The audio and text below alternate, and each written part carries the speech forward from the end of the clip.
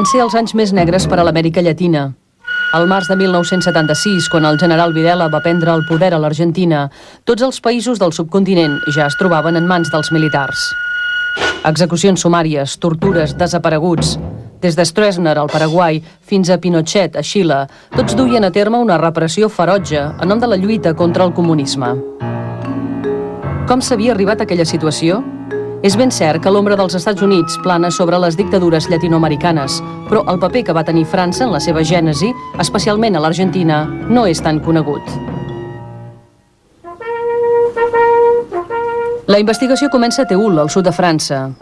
Avui hi ha una trobada de nostàlgics de l'Algèria francesa, antics legionaris, paracaigudistes, colons, membres de l'OAS, l'Organització de l'Exèrcit Secret i altres.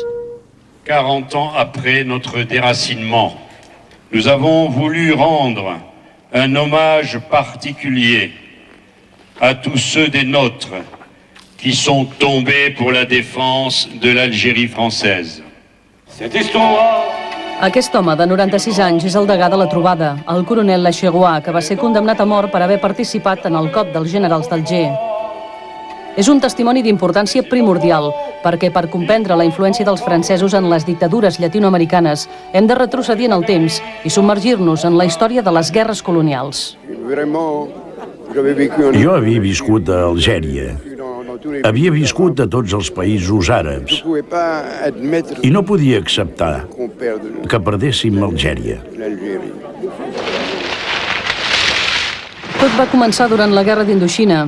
Charles Lacherois, que va ser nomenat comandant d'un regiment el 1951, va quedar meravellat de l'organització del Viet Minh, que plantava cara als francesos, més nombrosos i més ben equipats. Vam arribar a Indoxina i de seguida, o gairebé de seguida, em va caure a les mans el llibre roig de Mao Zedong. El vaig llegir de dalt a baix. Aleshores vaig entendre per primera vegada que el que ell anomenava les rereguardes eren més fortes que les tropes i que s'havia d'estar més atent a les rereguardes que a les tropes.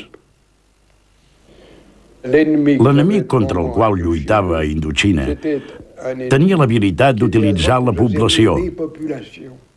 Quan arribes a un punt en què no pots ni anar a pixar sense que ho sàpiguen els adversaris, ja no hi ha res a fer. D'aquí va néixer la teoria de la guerra revolucionària. Per Lacherois, el Viet Minh era un agent del comunisme internacional que actuava sota la màscara de l'independentisme. La seva arma era l'adoctrinament de la població i allò tenia com a conseqüència que en aquella guerra revolucionària ja no hi havia línia de front perquè l'enemic era per tot arreu. 7 de maig de 1954, els vietnamites guanyen la batalla de Dien Bien Phu i amb ella la independència. Per als militars francesos és una humiliació. El capità Paul Serès, que havia participat en la resistència contra els nazis, va ser testimoni del daltabaix. La derrota de Dien Bien Phu va ser una sotragada. Una bona part dels militars francesos pensava que s'havia d'aprendre la lliçó d'aquella derrota i evitar els mateixos disgustos a Algèria.